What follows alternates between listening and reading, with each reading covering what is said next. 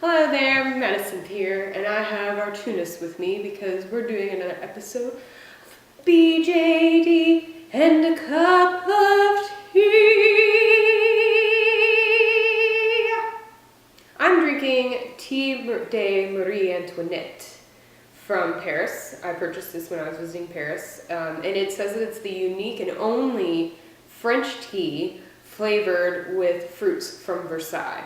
And it's a rose and apple flavored black tea. Artunnus is not really a rose person, not a rose tea person, but this particular tea is from the gardens of the Palace of Versailles, and as such reminds Artunnus of the gardens that he grew up near at the Palace of Earthenwood, which has a beautiful rose garden in the center of a big maze, a garden maze, which is where he used to hide and play his flute. So that's a little background on Artunnus, which is what we're doing today. So,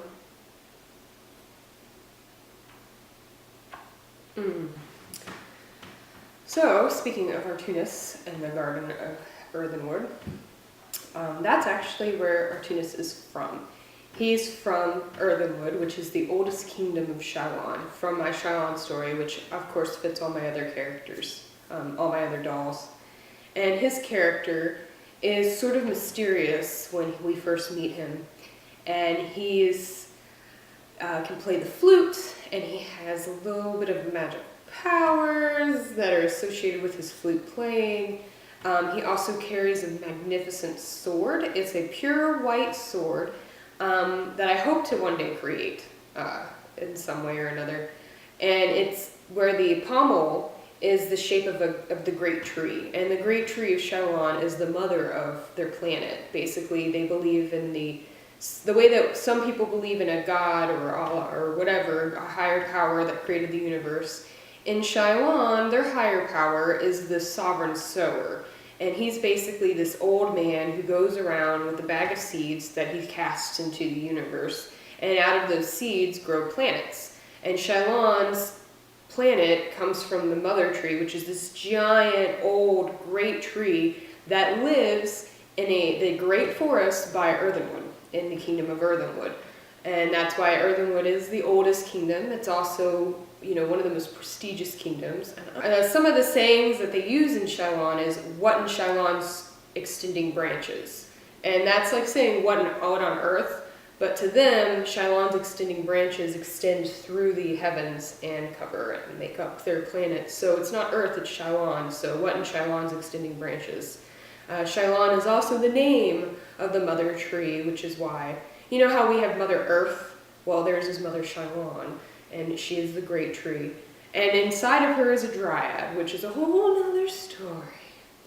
But, so Artunnus is from the kingdom of Earthenwood, and he meets Amnis, and that's where we meet Artunnus, is the day that he meets Amnis in the forest, under an alias, under a very, very, very specific, confidential mission to find a person.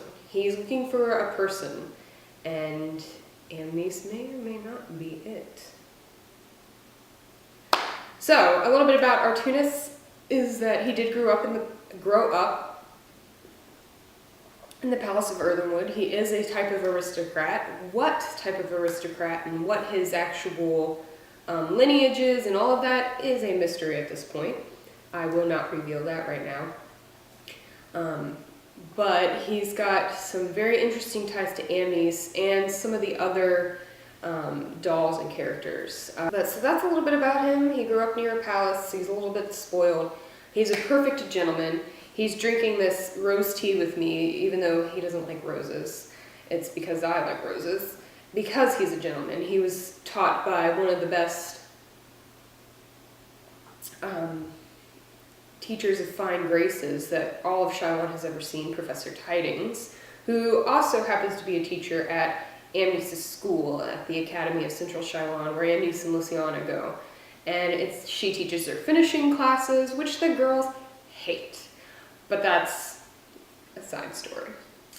But yeah, so he's a perfect gentleman, except around certain people. Amnes happens to be one of those people who brings out some of Artunnus's inner frustration and sarcasm and all of that great stuff. So there's a lot of fun. Their initial relationship is very interesting because he totally rubs Amnes the wrong way and she doesn't want anything to do with him. He's a spoiled aristocrat and she's had enough of those at the academy and she doesn't even want to deal with that on her free time.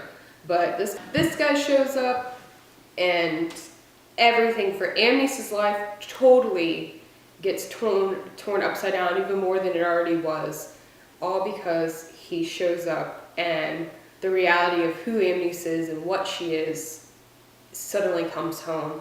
And that's a very important climax of Amnes's story. Artunnus is an elf from Earthenwood.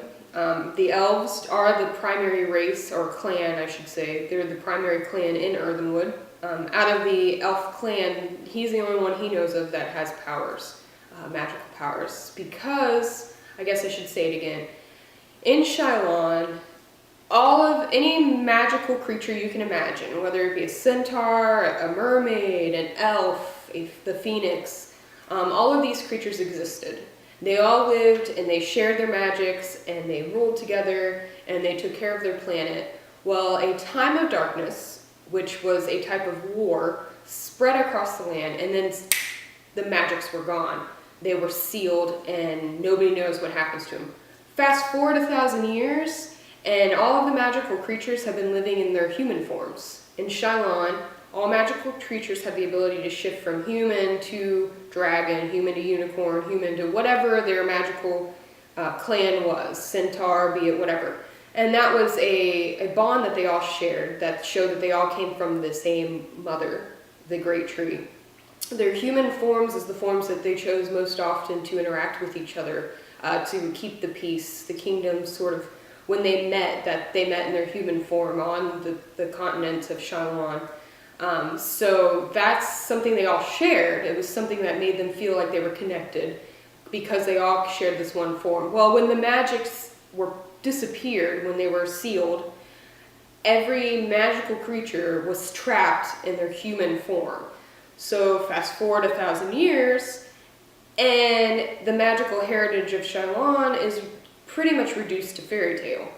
Everyone just thinks that that's just a fairy tale. Oh yeah, sure, our Setsian clan believes that we're part of the unicorns, but that's not real. That's like saying that, Hercules lived, like something to us. Like Hercules isn't real, he's a myth, he's a story. We get this idea from him. We can learn from his lessons. Well, that's what Shylon, the clans, the present day clans, believe that their magical past is just that. It's just fairy tales, it's just myths, it's just stories. Except for the few who have powers. Amnes, Artunnus, and a few of my dolls being the exception to the rules. And Lear, at the core of all of this, Lear knows why. He knows the truth of everything to do with Shylon, and Amnes is about to find out what that is, and stuff's gonna hit the fan. I mean, it's gonna be rough for her. But anyways, Artunnus is a catalyst to Amnes discovering the truth of the past of Shylon and how they're all connected and tied together. He definitely adds some color to Amnes's life because aside from Lear, Artunnus is the only other guy who starts getting Amnes's attention and telling her that she's beautiful and things like that. Artunnus is a Iplehouse SID Storm, and he is in the Real Skin Resin. Thanks for watching, and to all my new subscribers, hi, welcome. Thanks for subscribing and liking my videos. And to everyone who said everything positive about the Let It Ship Frozen parody video, thank you. I had a lot of fun making it. My husband really helped me. It was a big deal. My first time doing something like that, so I was a little embarrassed to be singing in front of you guys, but I had a lot of fun, and I'm glad that you guys liked it because it was for you. Thanks so much, and we'll see you next time. Bye!